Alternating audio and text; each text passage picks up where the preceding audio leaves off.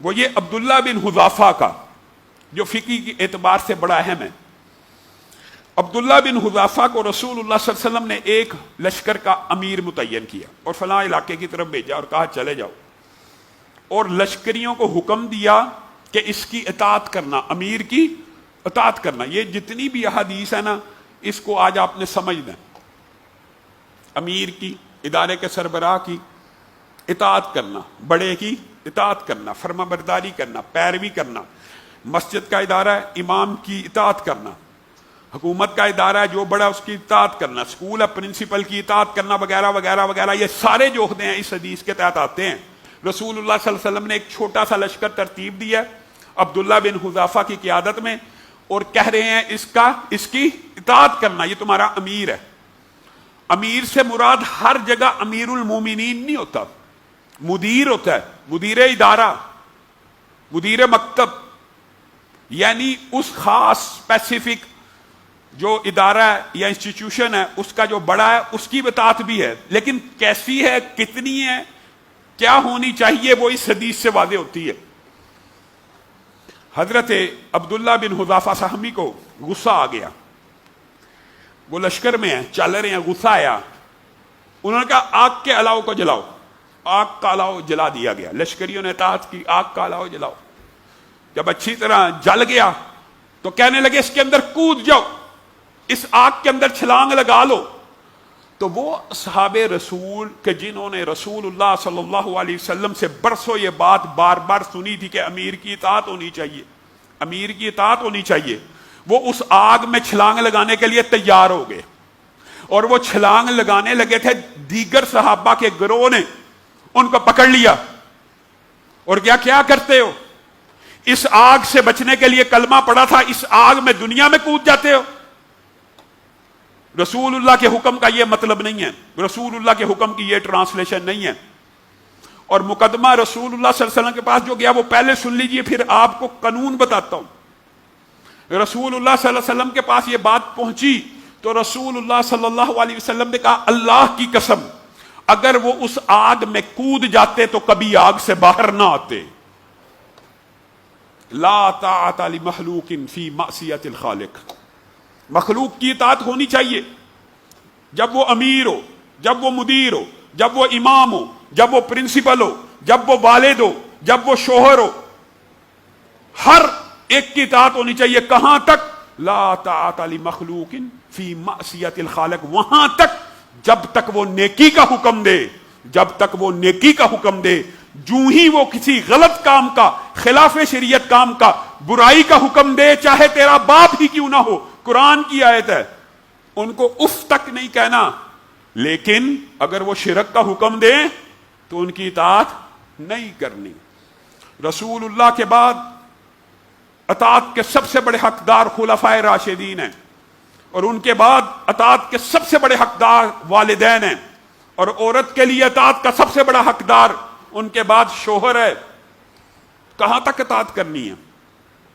صرف تب تک کرنی ہے جب تک وہ نیکی کا حکم دیتے رہیں۔ ہمارے معاشرے میں عجیب مغالطے، جماعتوں کے امیر، اداروں کے امیر، مکتب کے امیر، انہوں نے اپنے بارے میں ایک مت قائم کی ہوئی ہے، ایک ڈھکوسلا بنایا ہوا ہے، کسی جماعت کا امیر ہے وہ امیر المومنین بن چکا ہے۔ جماعتوں کے امیر بھی ولاۃ الامور کی طرح نہیں ہیں، ولاۃ الامور کی طرح بھی نہیں ہیں کہ ان کی عمارت سے نکل جائے تو بندہ مسلم جماعت سے باہر ہو جائے۔ آج کل یہ جو مغالطے دیے جاتے ہیں یہ مغالطے ہیں۔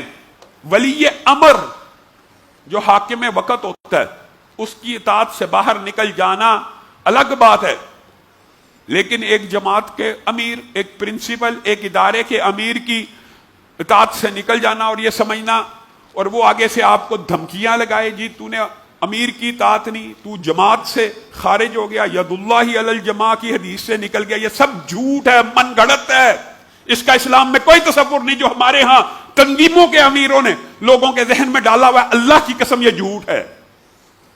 یہ ادارے ہیں، یہ اداراتی نظم ہے، اس میں آپ اپنے خوشی، رضا اور رغبت سے گئے ہیں، جب آپ کا دل چاہے، جب آپ کو اس سے مطمئن نہیں آپ ادھر سے نکل سکتے ہیں۔ یہ اسلام سے باہر نکلنے کے جیسا نہیں ہے، یہ کلی طور پہ اسلام سے باہر نکلنے جیسا نہیں ہے.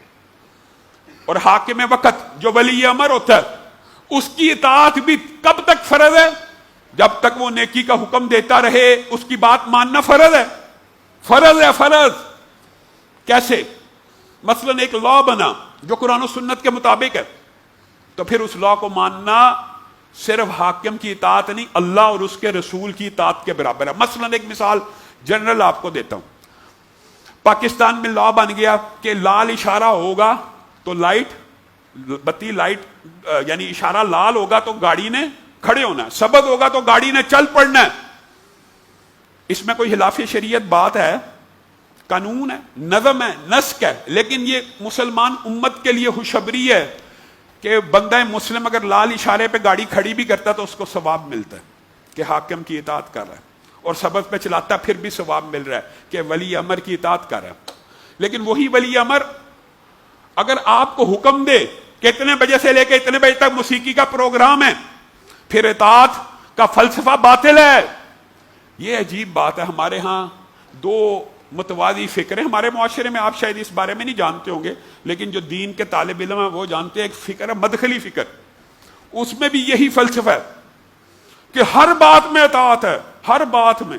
حاکم وقت اگر کوئی غلط کام بھی کہہ دے تو اس میں بھی اطاعت ہے. اس کی دلیل یہ دیتے ہیں کہ اگر وہ تیری پشت پہ جو حدیث ہے کوڑے بھی لگائے تو انہیں اطاعت کرنی. اطاعت صرف معروف میں ہے، نیکی کے کاموں میں. برائی کے کام میں کوئی اطاعت نہیں ہے، کوئی فرما برداری نہیں ہے. بلکہ وہاں پہ حدیث کیا ہے کہ سب سے افضل جہاد یہ ہے کہ تو کلمہ حق سلطان جابر کے سامنے کہے. وہاں پہ افضل ترین جہاد ہے کہ جو بات تجھے خلاف قرآن و سنت لگے. دیکھیں خلفائے راشدین جن کی اطاعت اور پیروی کا حکم رسول اللہ نے دیا اور کہا ان کی سنت، خلفائے راشدین کی سنت تمہارے لیے نمونہ ہے. اس خلیفہ راشد کے لیے ایک بندہ کھڑا ہوا اور قمیص پکڑ کے کہنے لگا آپ کا قد لمبا ہے. بیت المال اور مال جو آیا تھا سب کو ایک ایک چادر ملی تھی، آپ کا یہ کپڑا ایک چادر سے زیادہ دکھتا ہے، آپ کا یہ کپڑا ایک چادر سے زیادہ دکھتا ہے. آپ کو ہی ہوتا مدخلی فکر کا. بیٹھ جا، حاکم کے خلاف بات کر رہا. حضرت عمر نے کہا سنو، صحیح سوال اٹھایا ہے.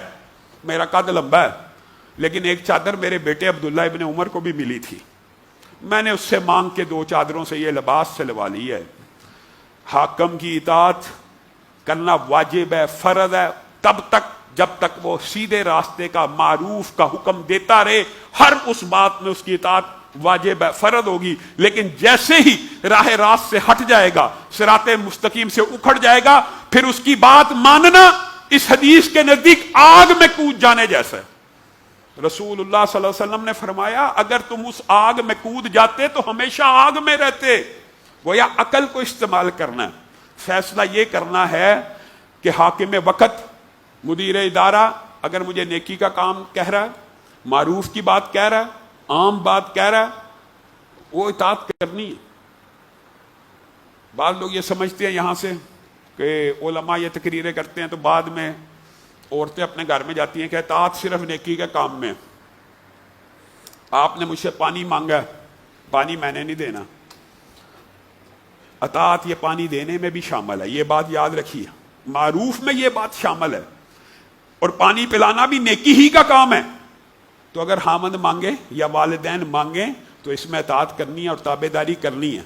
بعد میں کئی مرتبہ رمضان میں 1-2 مرتبہ لیکچر دیا، بعد میں خامدوں کے میسیج آتے علامہ صاحب آپ نے لیکچر دیا، اب بیویاں ہماری بات ہی نہیں ماننی کہ اطاعت صرف نیکی کے کام میں.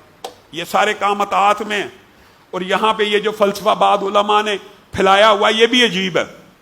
یہ جی بہو کے لیے فرض ہی نہیں ہے ساس کی خدمت کرنا. انا للہ و انا الیہ راجعون.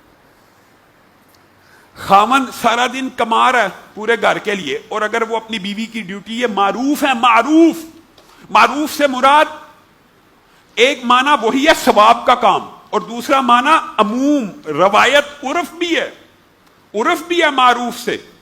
اگر ایک خامن اپنی بیوی کی یہ ڈیوٹی لگا کے جاتا ہے تو نے میری والدہ کو جب کھانا کھانے لگے 1 پلیٹ سالن ان کو بھی ساتھ دے دی، 1 روٹی ان کے لیے بھی بنا لی، یہ بھی معروف کا حکم ہے.